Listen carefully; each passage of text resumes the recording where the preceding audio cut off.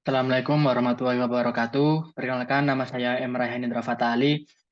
Pada kali ini saya akan menjelaskan langkah-langkah perhitungan dengan studi kasus rangka batang yang sudah tertera pada gambar berikut ini. Pertama, kita akan mencari reaksi tumpuan pada RAV dan RBV. Pertama, kita mencari sigma momen B sama dengan 0. Ini terhadap RA sama dengan 14,25 panjang total dari rangka batang dikurangi atau minus 100 karena bebannya ke arah ke bawah dikali 14,25 di minus 100 dikali 9,5 minus 100 kali 4,75 sama dengan 0. Terus selanjutnya kita tinggal menjumlahkan perkalian 100 kali 14,25, 100 kali 9,5, 100 kali 4,75. Setelah dijumlahkan, maka akan dapat hasil yang plus. Karena 1425 dikurangi 950 dikurangi 475 sama dengan 0. Maka kita bisa jumlah. Dan karena pindah akan menjadi plus. Berarti 14,25 dibagi 2,850. Selanjutnya, mencari sigma momen A reaksi terhadap RB. 14,25 ini panjang rangka batang plus ini karena terhadap RB maka arah jarum jam maka bisa diartikan positif. Ditambah 100 bebannya dikali 14,25 ditambah 100 beban dikali 9,5 dari 4,75 ditambah 4,75 ditambah 100 dikali 4,75. Maka seperti tadi kita tinggal menjumlahkan perkalian. Maka sudah akan ketemu 2850 seperti RAV. Selanjutnya kita tinggal membagikan 14,25 dibagi 2,850 sama dengan 200 kgf. Maka reaksi tumpuan RA 200 kgf dan reaksi tumpuan RB 200 kgf. Terus selanjutnya kita akan melakukan perhitungan gaya batang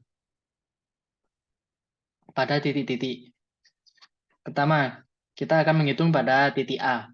Titik A ini. Pertama, sigma vertikal sama dengan 0.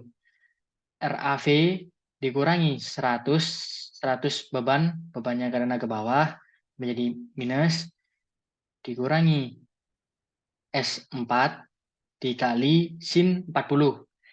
Menggunakan sin karena kita belum mengetahui sudut S4 ini sama dengan 0. Jadi RAV-nya 200 dikurangi 100 min S4 dikali sin 40 adalah 0,642 sama dengan 0. Terus 200 min 100 kita jumlahkan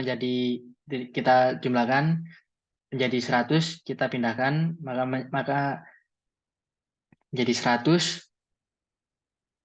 Terus 100 dibagi 0,642 hasilnya adalah 155,57 kgf. Maka gaya batang dalam S4 ini 155,57 kgf. Selanjutnya sigma horizontal sama dengan 0. S1 ditambah S4 dikali cos 40. Maka di sini kita akan mencari pada batang S1 minus S4 ini hasil dari tadi 155,57 dikali cos 40. Cos 40 adalah 0,766 terus sama dengan 0. Maka S1 S1 ini 155,57 dikalikan dengan 0,766 maka hasilnya akan 119,27 kgf. Maka gaya batang yang terjadi pada S1 itu 119,27 kgf. Selanjutnya pada titik C. Sigma V sama dengan 0 min 100 karena di sini bebannya ke bawah menjadi minus 100. Terus min S5 atau batang 5 sama dengan 0. Maka S5 ke bawah. Terus minus 100-nya kita pindahkan. Jadi kita pindah arah, pindah tempat menjadi min 100 kgf. Selanjutnya sigma horizontal sama dengan 0 minus S1 ditambah S2 sama dengan 0. Minus S1 tadi adalah 119. S1 tadi 119,17 karena di sini minus maka kita tuliskan minus 119. Atau enggak bisa juga S1 kenapa minus? Karena ini arah ke kiri. Kalau arah ke kiri adalah minus, ke kanan itu plus. Terus ditambah S2 sama dengan 0. Maka gaya yang terjadi pada gaya batang S2 ini sama dengan minus 119,17 kgf. Maaf, pada ini salah penulisan kata. Minus 119,17 kgf. Terus pada titik E selanjutnya sigma vertikal sama dengan 0. S4 dikali sin 40 derajat ditambah S5 plus S6 dikali sin 40 derajat sama dengan 0. S4 ini hasil tadi yaitu 155,57 dikali sin 40 0,642 ditambah S5 sudah diketahui min 100 ditambah S6 kali sin 40 0,642 sama dengan 0. Selanjutnya S6 dikali selanjutnya sebelum itu kita dapat menjumlahkan ini 155,57 dikali 0,642.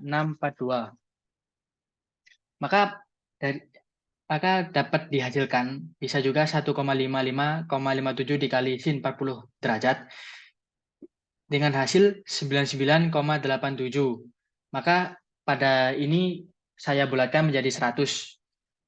100 ditambah minus 100 maka hasilnya akan 0. Maka terus akan pindah ke depan. Maka akan menjadi 0 dibagi 0,642 dengan hasil 0 pada hasil batang S6 0 kgf. Maka pada gaya batang ini yang gaya batang S6 itu dapat disimpulkan tidak ada beban yang terjadi pada gaya batang 6. Selanjutnya sigma horizontal sama dengan 0. S9 ditambah S6 dikali cos 40 minus S4 dikali cos 40 derajat sama dengan 0. S9 ditambah S6 tadi adalah hasilnya 0 atau tidak ada beban yang terjadi, maka kita tuliskan 0 dikali 0,766 cos 4 hasil dari ini cos 40 derajat dikurangi 155,57 S4-nya dikali cos 40 sama 0,766 sama dengan 0. Maka kita bisa menjumlahkan ini perkalian 0 dikali 0,766 maka hasilnya akan tetap 0. Maka saya anggap langsung tidak ada menjadi 155,57 dikali 0,766 menjadi minus 119,17 sama dengan 0. Maka jika dipindahkan ini akan menjadi plus 119,17 kgf. Maka gaya yang terjadi pada S9 adalah 119,17 kgf. Selanjutnya pada titik D. Pertama, sigma kita menghitung sigma vertikal sama dengan 0 minus S7 minus 100, ini bebannya minus 100 minus S6 minus sin 40 derajat. Terus minus S7 kenapa minus? Karena ini arahnya ke bawah, dikurangi beban, dikurangi S6 tadi adalah gaya batangnya yang terjadi 0 dikali sin 40 0,642 sama dengan 0. Maka S minus S7 sama dengan min 100. Kita pindahkan karena 0 dikali 0,642 hasilnya akan tetap 0. Selanjutnya sigma horizontal sama dengan 0. S3 min S2 min S6 dikali cos 40 derajat. S3 min S2-nya tadi minus 119,17 dikurangi 0 kali 0,766. Cos atau cos 40 derajat. Sama dengan 0.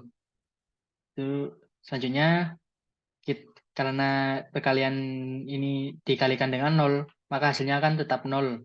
Maka kini kita pindahkan minus 119,17 ke depan,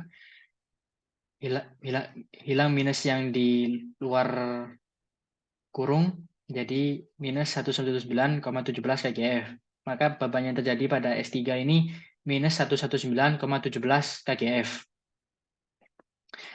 Selanjutnya ada titik F. Pada titik F ini hanya mencari sigma vertikal sama dengan 0, S7 ditambah S8 dikali sin 40 derajat sama dengan 0. S7 diketahui tadi minus 100 ditambah S8 dikali sin 40 derajat atau 0,642 sama dengan 0. Hanya kita S8 dikali sin 40 sama dengan 100 ini kita pindah ke depan, maka akan menjadi plus S8. Jadi 100 dibagi 0,642 dengan hasil 155,57 kgf. Maka kesimpulan pada langkah perhitungan manual ini, jika hasilnya minus, maka itu maka batangnya akan terdapat gaya tekan. Jika hasilnya plus, maka gaya batang tersebut menjadi tarik. Sekian dari saya. Jika ada salah kata dan kurangnya, mohon maaf. Assalamualaikum warahmatullahi wabarakatuh.